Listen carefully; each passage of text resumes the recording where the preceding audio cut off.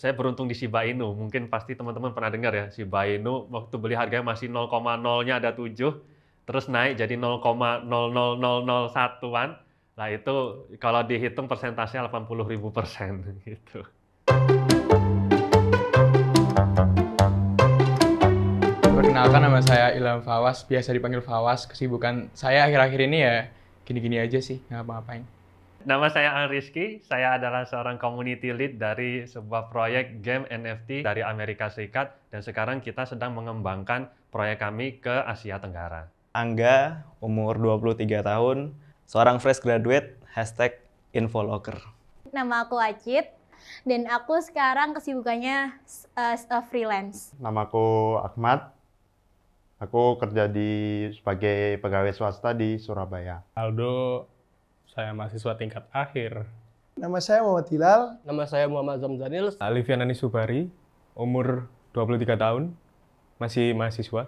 Saya Dava Rizky, umur 24, seorang mahasiswa. Saya Alda, saya mahasiswa semester 6. Namaku Viko, aku freelance fotografer dari Surabaya. Pernah investasi apa enggak? Pernah. Udah pernah. Pernah sih. Pernah ya? Pernah sih, tapi bukan investasi gede sih. Pernah investasi.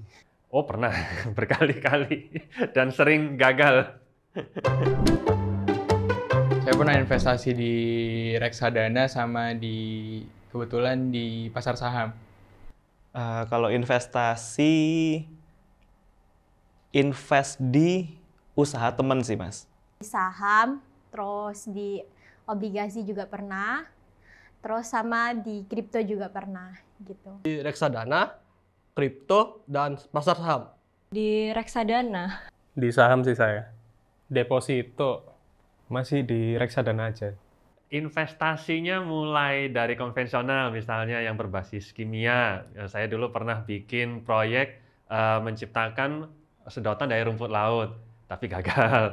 Terus pernah lagi investasi robot MLM yang lagi pada rame itu juga kena scam. Terus pernah investasi di dunia forex juga pernah gagal, dan investasi lagi di apa ya? Banyak yang gagal deh pokoknya. Kripto sama saham, tapi cuma nyoba-nyoba. Bisnis yang pertama, yang kedua di reksadana dan cryptocurrency. Di saham, reksadana, ataupun yang sekarang lagi tren di koin, Bitcoin, ataupun kripto lainnya gitu. Enggak sih, soalnya yang kan sekarang kan banyak tuh kan kayak investasi yang di HP gitu, terus kayak ya udah minimal 10.000 atau 20.000 tuh udah bisa gitu. Walaupun nambahnya dikit sih. Nggak perlu modal banyak-banyak. Kenapa? Karena sekarang udah banyak bertebaran di Play Store aplikasi-aplikasi yang menyediakan jasa investasi yang mulainya itu dengan minimal 100.000 itu udah bisa gitu. Tergantung ya. Misalnya gini, kalau kita mau bikin sebuah proyek yang sekiranya bisa kita laksanakan dengan modal minim dulu, misalnya ya let's say 1 juta ataupun 10 juta, itu masih bisa. Intinya semakin kita kreatif membuat sebuah proyek atau ingin invest di suatu proyek, semakin bisa kita meminimalisir modal, tapi juga bisa mendapatkan keuntungan sebesar-besarnya. Sebenarnya kalau modal kecil pun juga bisa gitu. Enggak. Nah, kalau pada zaman dulu ya, itu investasi perlu modal yang gede juga sih. Tapi kalau untuk sekarang ini, investasi itu bisa dimulai dari modal yang minim juga bisa juga kok gitu.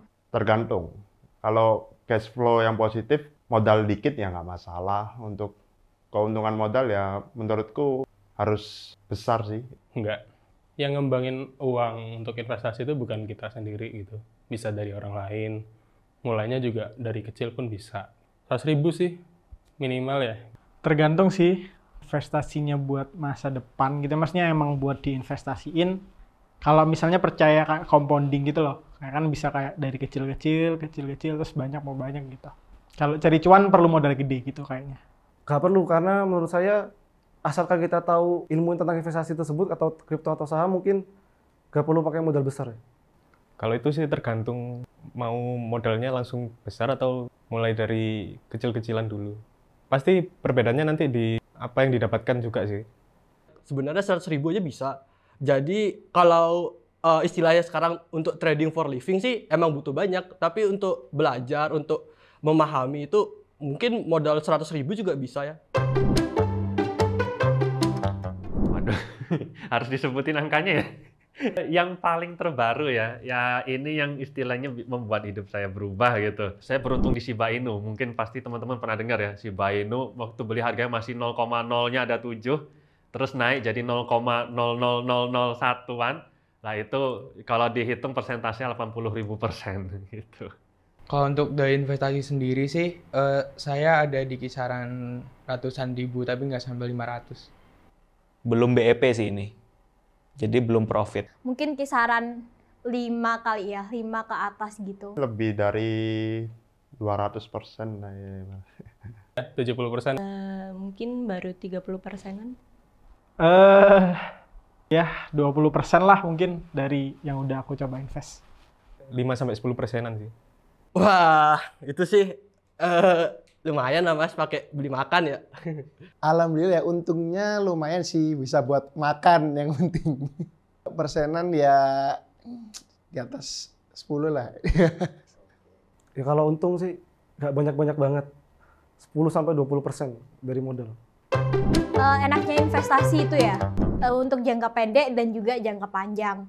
Mungkin jangka pendeknya itu kita bisa misalnya mau ada hunting gitu bisa pakai duit investasi gitu sih. Kalau untuk jangka panjang ya hasil profit dari investasi itu bisa dibuat untuk menabung di kemudian hari. Misal untuk beli rumah atau beli mobil atau yang lain. Kita kayak udah punya tabungan sendiri gitu loh.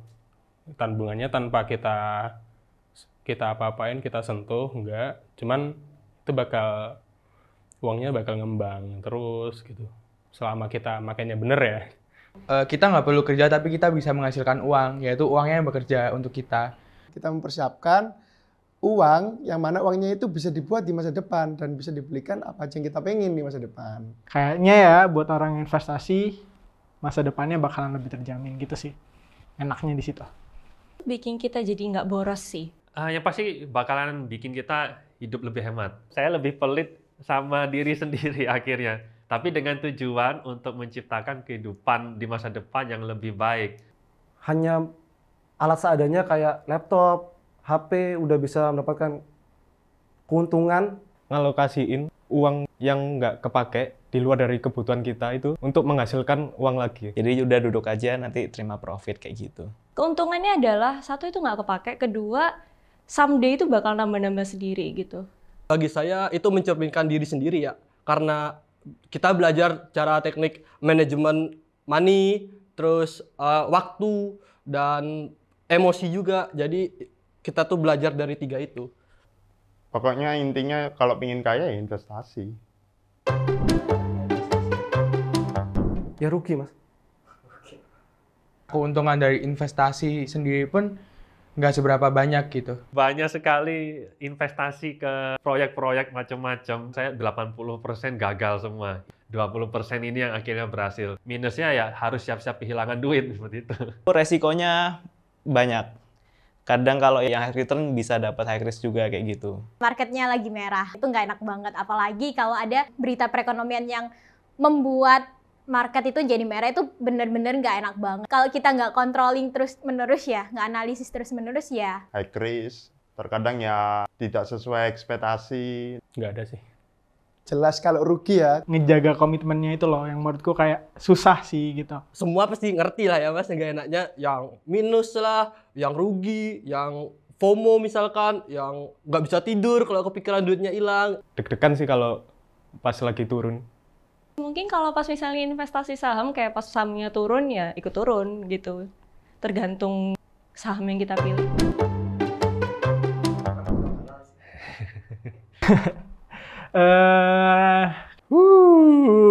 Investasi di kripto tuh haram atau halal? Ini pertanyaan sering banget muncul, apalagi waktu masih rame-ramenya. Gimana ya?